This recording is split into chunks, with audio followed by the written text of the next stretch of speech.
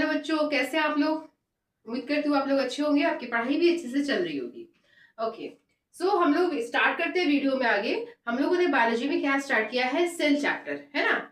Cell chapter हम लोग start किए हैं क्लास 9 का। इसमें एक क्लास हो गया है, आज ये सेकंड क्लास है, क्लास 2 है ये।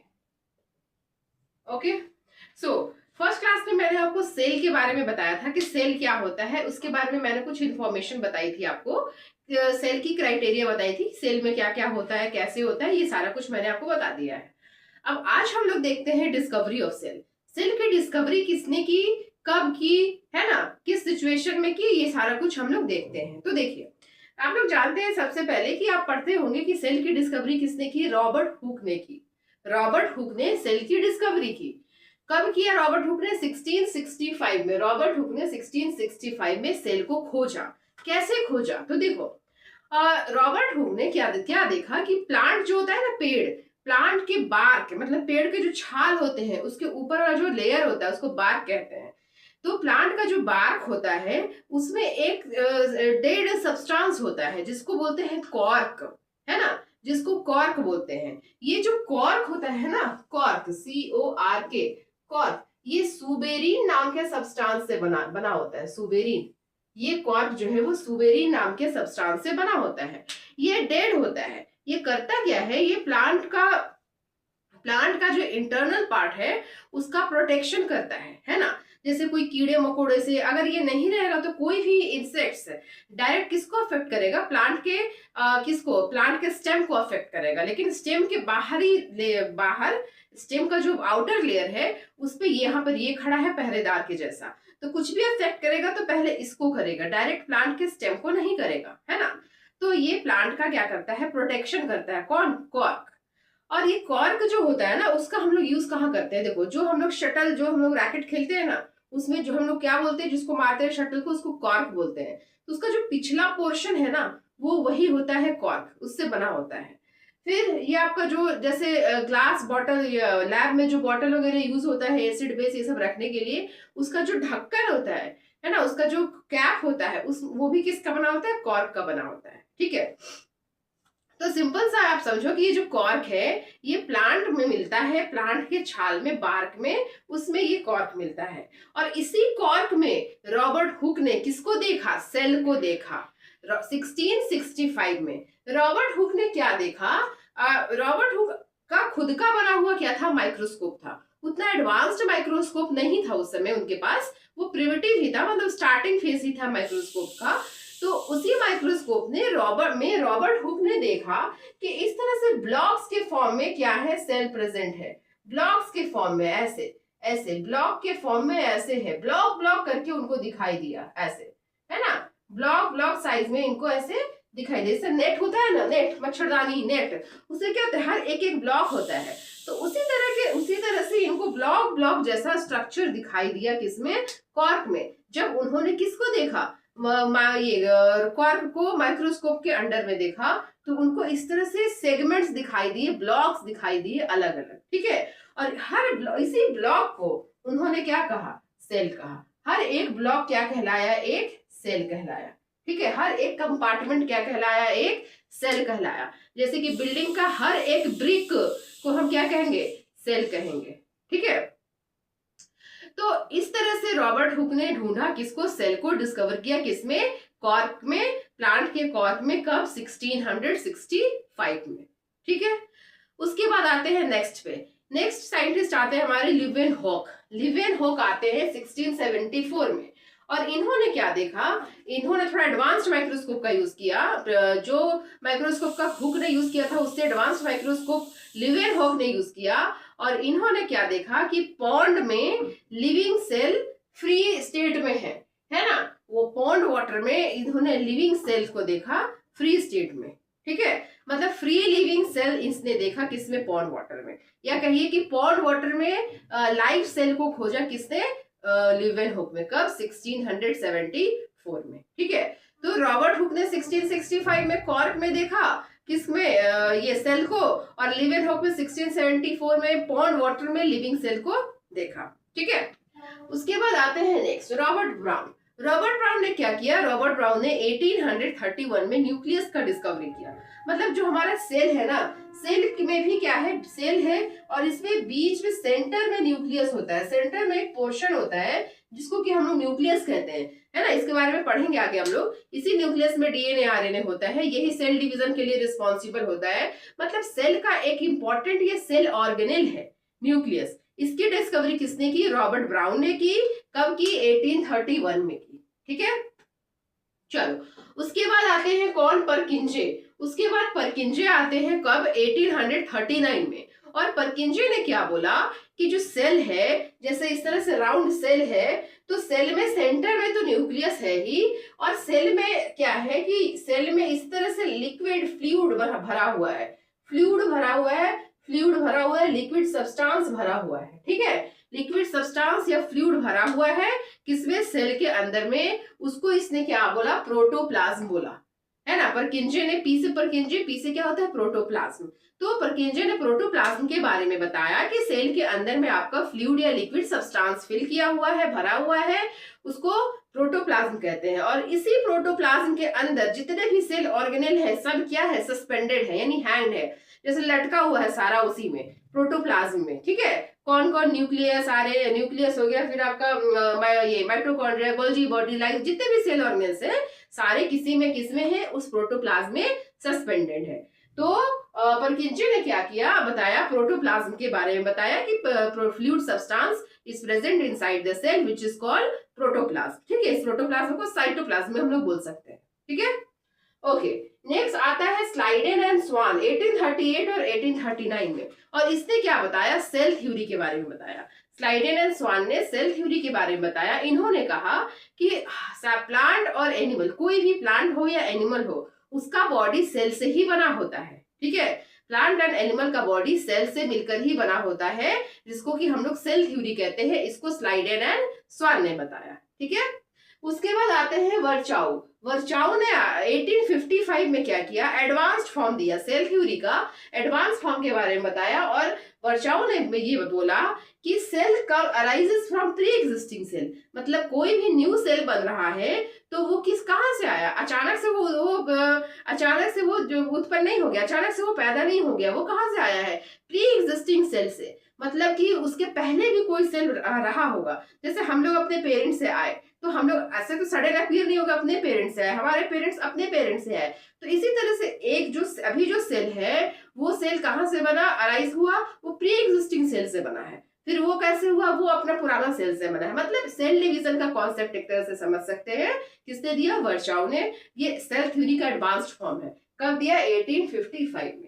तो ये आपका टोटल 5-6 साइंटिस्ट का लिस्ट है जिन्होंने किसने क्या बताया। सबसे पहले रॉबर्ट हुक, सेल का डिस्कवरी किया। फिर आया ल्यूवेनहॉक, पॉन्ड वाटर में लिविंग सेल के बारे में बताया। फिर आया रॉबर्ट ब्राउन, न्यूक्लियस की डिस्कवरी के बारे में बताया। फिर आया परकिंजे, प्रोटोप्लाज्म के बारे में बताया।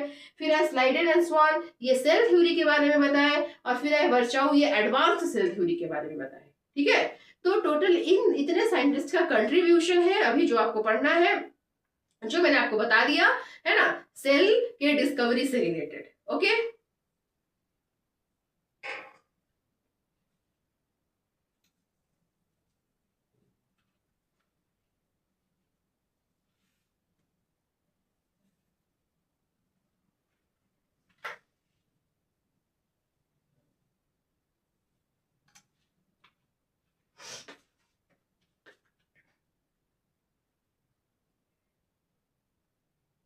तो सेल की डिस्कवरी के बारे में हम लोग देख लिए। अब हम लोग देखते हैं स्ट्रक्चर ऑफ सेल, सेल कैसे बना होता है, सेल में क्या क्या होता है। तो देखो, सबसे पहले हम बात करें, ये हम बना लेते हैं क्या, सेल। ठीक है, सारे सेल का शेप अलग अलग होता है, मैं एक जस्ट राउंड बना के आपको समझा रही हूँ। तो ये हो गया हमारा सेल। अब देखिए, सेल का ये जो ऐसे बाउंड्री मैंने दिया है ना, ये ऐसे बाउंड्री, आउटर बाउंड्री, इसको क्या कहते हैं, इसको कहते हैं प्लाज्मा मेम्ब्रेन। इसको प्लाज्मा मेम्ब्रेन कहते हैं, या इसको सेल मेम्ब्रेन भी आप बोल सकते हो, सेल मेम्ब्रेन। ठीक है, ये होता है प्लाज्मा मेम्ब्रेन या सेल मेम्ब्रेन। इसके बारे में पढ़ेंगे हम लोग डिटेल में, क्या काम है इसका, क्या करता है ये। तो सेल की आउटर बाउंड्री होती है प्लाज्मा मेम्ब्रेन या सेल मेम्ब्रेन। ठीक है, अब देखो, बात करते हैं प्लांट सेल और एनिमल सेल, दोनों सेल का स्ट्रक्चर अलग अलग होता है। प्लांट सेल में, एनिमल सेल में सबसे आउटर कवरिंग क्या होगा, प्लाज्मा मेम्ब्रेन, है ना। लेकिन यही अगर प्लांट सेल होगा तो प्लांट सेल में प्लाज्मा मेम्ब्रेन के बाहर भी एक सेल होता है, ठीक है, क्योंकि प्लांट के सेल को प्रोटेक्शन की जरूरत ज्यादा पड़ती है, क्योंकि प्लांट कहाँ है कि उसको हर सिचुएशन को फेस करना है, बारिश हो, ठंड हो, गर्मी हो, किसी तरह का सिचुएशन हो। पौधे को हम लोग घर में तो नहीं लाते, वो तो बाहर ही धूप खा रहा होता है, सर्दी में भी बाहर ही पड़ा होता है, उसके ऊपर इंसेक्ट्स लग रहे हैं, क्या लग रहे हैं, सारा कुछ वो फेस करता है। तो अगर डायरेक्ट प्लाज्मा मेम्ब्रेन रहेगा तो ये सॉफ्ट होता है, ये इससे हो सकता है कि ज्यादा तुरंत हार्म हो जाए सेल को, प्लांट सेल को। इसीलिए प्लांट सेल में क्या होता है कि प्लाज्मा मेम्ब्रेन के बाहर भी, सेल मेम्ब्रेन के बाहर भी एक कवरिंग होती है, हार्ड कवरिंग होती है, जिसको कि हम लोग क्या कहते हैं, सेल वॉल कहते हैं, जिसको कि हम लोग क्या कहते हैं, सेल वॉल कहते हैं। और ये किस में प्रेजेंट होगा, only in plant cell, only in plants, है ना। तो सेल वॉल प्लांट सेल की सबसे आउटर कवरिंग और प्लाज्मा मेम्ब्रेन किसकी, एनिमल सेल के सबसे आउटर कवरिंग। प्लांट सेल में सबसे बाहर सेल वॉल होगा, उसके अंदर सेल मेम्ब्रेन या प्लाज्मा मेम्ब्रेन होगा, और एनिमल सेल में सबसे बाहर क्या होगा, प्लाज्मा मेम्ब्रेन या सेल मेम्ब्रेन ही आउटर कवरिंग हो जाएगी उसकी, ठीक है, क्लियर। ओके, नेक्स्ट आते हैं। नेक्स्ट क्या है हमारा, सेंटर, सेल का सेंटर है, और इस सेल के सेंटर में क्या है, न्यूक्लियस है। एक सेल का ये भी एक ऑर्गेनेल है, इसको कहते हैं न्यूक्लियस। इसमें ही सारा जेनेटिक मटेरियल स्टोर होता है सेल का, डीएनए, आरएनए, यही क्या करता है, सेल को आगे जाके डिवाइड भी करता है, न्यूक्लियस। तो सेल के सेंटर में क्या है, न्यूक्लियस, जिसकी डिस्कवरी किसने की, रॉबर्ट ब्राउन 1831 में। साथ साथ सबको रिमाइंड करते चलना है, ओके। उसके बाद देखिए, उसके बाद ये सेल मेम्ब्रेन के अंदर क्या है, क्या है, ये लिक्विड सब्सटेंस है, फ्लूइड है या लिक्विड सब्सटेंस है ना। अभी मैंने जस्ट बताया था, इसके अंदर फ्लूइड है या लिक्विड सब्सटेंस है, जिसको कि हम लोग क्या कहते हैं, प्रोटोप्लाज्म, प्रोटोप्लाज्म, इसको प्रोटोप्लाज्म या साइटोप्लाज्म कहा जाता है, साइटोप्लाज्म कहा जाता है। इसकी डिस्कवरी किसने की थी, परकिंजे ने की थी, है ना, प्रोटोप्लाज्म या साइटोप्लाज्म की। तो इसके अंदर लिक्विड सब्सटेंस भरा हुआ है, जिसको कि हम क्या कहते हैं, प्रोटोप्लाज्म या साइटोप्लाज्म, है ना। और इसी लिक्विड सब्सटेंस के अंदर, इसी लिक्विड सब्सटेंस के अंदर सस्पेंडेड होते हैं कौन, हमारे cell organelles, cell organelles suspended होंगे इसी के अंदर, ठीक है। सेल ऑर्गेनेल्स मतलब समझिए कि सेल एक कंप्लीट बॉडी है ना, जैसे हमारा एक कंप्लीट बॉडी है, और हमारे बॉडी के अंदर ही क्या है, हार्ट है, हमारे बॉडी के अंदर ही क्या, स्टमक है, इंटेस्टाइन है ना, ब्रेन है, लंग्स है, लीवर है, किडनी है, तो बहुत सारे ऑर्गन्स हैं, और सारे ऑर्गन्स का क्या है, अपना अलग अलग फंक्शन है। सेम उसी तरह से सेल भी एक बॉडी है, और सेल के अंदर क्या है, लिक्विड भरा हुआ है, जिसको कि हम प्रोटोप्लाज्म कह रहे हैं, और उसके अंदर बहुत सारे ऑर्गेनेल हैं, lysosome, Golgi bodies, endoplasmic reticulum, mitochondria, nucleus, और सबका क्या है, अपना अलग अलग फंक्शन है, ठीक है। तो इसके अंदर ही क्या है, ये सब सेल ऑर्गेनेल्स हैं, इन सबको क्या कहा जाएगा, सेल ऑर्गेनेल्स, ऑर्गेनेल्स, ठीक है। तो ये सेल का स्ट्रक्चर हो गया। प्लांट सेल में सबसे बाहर सेल वॉल, उसके बाद सेल मेम्ब्रेन, उसके अंदर प्रोटोप्लाज्म भरा हुआ है, उसके अंदर सेल ऑर्गेनेल्स से सस्पेंडेड है, और सेंटर में जो सेल ऑर्गेनेल है उसको क्या कहते हैं, न्यूक्लियस कहते हैं, ठीक है।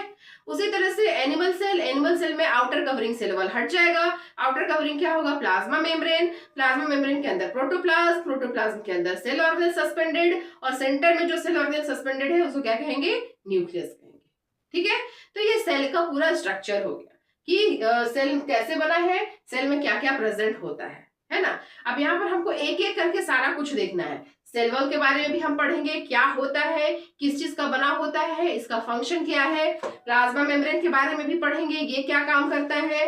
प्रोटोप्लाज्म के बारे में भी पढ़ेंगे, ये इसका क्या इंपॉर्टेंस है सेल में। न्यूक्लियस के बारे में पढ़ेंगे, इसका क्या इंपॉर्टेंस है सेल में। और जितने सारे सेल ऑर्गेनेल्स है जो आपको पढ़ना है उसके बारे में पढ़ेंगे कि उसका क्या इंपॉर्टेंस है सेल में, ठीक है। तो ये हो गया टोटल आपके, ये सेल का क्या हो गया, कंप्लीट स्ट्रक्चर हो गया। इसको आप यहीं से समझ लो, डायग्राम से माइंड में फिट कर लो, ये इस तरह से कंप्लीट स्ट्रक्चर हो गया, ठीक है। तो चलो कुछ सेल ऑर्गेनेल्स के बारे में बता देते हैं, सेल ऑर्गेनेल्स का नेम लिख देते हैं, जो जो आपको पढ़ना है, जो जो सेल ऑर्गेनेल आपको पढ़ना है। तो क्या क्या पढ़ना है आपको सेल ऑर्गेनेल्स हम बता देते हैं आपको। हमको सबसे पहले किसके बारे में देखना है, न्यूक्लियस। फिर हम क्या पढ़ेंगे, माइटोकॉन्ड्रिया। ये सेल ऑर्गेनल्स का नेम लिख रहे हैं जो कि आपको पढ़ना है, माइटोकॉन्ड्रिया। इसका भी अलग काम, अलग फंक्शन, सब कुछ अलग अलग रहेगा सबका। फिर क्या है, लाइजोसोम, लाइजोसोम। उसके बाद कौन सा सेल ऑर्गेनल आएगा, गोल्जी बॉडी, गोल्जी बॉडीज। फिर क्या आएगा, वैक्यूल्स, वैक्यूल्स, है ना। फिर क्या आएगा, प्लास्टिड, प्लास्टिड। फिर क्या आएगा, प्लास्टिड के बाद endoplasmic reticulum, endoplasmic reticulum, reticulum, ER बोलते हैं इसको शॉर्ट। तो ये सब सेल ऑर्गेनल्स है जिसके बारे में आपको पढ़ना है। इनका स्ट्रक्चर, क्या इनके बाहर भी मेम्ब्रेन होता है जैसे सेल के बाहर मेम्ब्रेन था, क्या इनके बाहर भी होता है, कैसा होता है, डबल मेम्ब्रेन होता है, सिंगल मेम्ब्रेन होता है, कैसा इनका स्ट्रक्चर है, क्या ये फंक्शन करते हैं सेल में, सेल के अंदर इनका क्या इंपॉर्टेंस है, क्या रोल है, इनके नहीं रहने से क्या इम्पैक्ट पड़ेगा, ये सारा कुछ हम लोग पढ़ेंगे। जैसे हमारे बॉडी के अंदर ऑर्गन्स होते हैं ना, हार्ट, लीवर, ये हार्ट, लीवर, ब्रेन, आपका स्टमक, इंटेस्टाइन, ये सब, उसी तरह से सेल का ये ऑर्गन है, सेल के अंदर ये होता है जिसको कि हम ऑर्गेनेल्स बोलते हैं। Nucleus, mitochondria, lysosome, Golgi bodies, vacuoles, plastid, endoplasmic reticulum. तो ये कुछ क्या है, सेल ऑर्गेनेल्स है जिसके बारे में हम लोग को स्टडी करना है। ओके, तो इसके पहले हम लोग सेल वॉल देखेंगे, फिर प्लाज्मा मेम्ब्रेन देखेंगे, फिर हम लोग क्या देखेंगे, प्रोटोप्लाज्म देखेंगे। ये 3 हो गया। सेल का सबसे बाहर क्या था, सेल वॉल, उसको देखना है, प्लाज्मा मेम्ब्रेन को देखना है, फिर इसके अंदर जो लिक्विड भरा है प्रोटोप्लाज्म, उसके बारे में देखेंगे। उसके बाद फिर इन सारे सेल ऑर्गेनल्स को हम लोग देखेंगे। ठीक है, तो आज के लिए इतना ही। अब नेक्स्ट जो हम लोग स्टार्ट करेंगे किससे, सेल वॉल से। सेल वॉल के बारे में जो पढ़ेंगे हम लोग नेक्स्ट वीडियो में पढ़ेंगे। ठीक है, तो बच्चों यहाँ पे कॉन्सेप्ट आपको क्लियर होते जाएगा, एकदम क्रिस्टल क्लियर कॉन्सेप्ट मैं दूंगी आपको कुछ डाउट ही नहीं होगा, एकदम बहुत अच्छे से समझ में आएगा। बस आप वीडियोस को ध्यान से देखते जाओ। ठीक है, वीडियोस को आप ध्यान से देखते जाइए, और अच्छी लगे तो लाइक कीजिए, शेयर भी कीजिए फ्रेंड्स तक, और सबसे पहले तो आप सब्सक्राइब कीजिए ताकि वीडियो जैसे ही आए तुरंत आपके पास इंफॉर्मेशन आ जाए और आप उसको देख के अपना कॉन्सेप्ट क्लियर कर लो। ओके, सो केमिस्ट्री की क्लास चल रही है आपकी, जिसमें कि बेसिक प्रिंसिपल ऑफ केमिस्ट्री खत्म हो चुका है, एटम्स एंड मॉलिक्यूल स्टार्ट होने वाला है, और साथ ही साथ पैरेलली क्या हो रहा है, यहाँ पर आपका सेल का भी क्लास चल रहा है। क्लास 9 का ये दो सब्जेक्ट चल रहा है, कौन कौन, केमिस्ट्री एंड बायो। क्लास 10 की भी बहुत जल्दी क्लास स्टार्ट हो जाएगी, और क्लास 9 में फिजिक्स की क्लास भी बहुत जल्द स्टार्ट होने वाली है। ओके, सो बच्चों तब तक आप लोग अपनी पढ़ाई अच्छे से कीजिए, हम लोग मिलते हैं नेक्स्ट वीडियो में। तब तक के लिए thank you, have a nice day.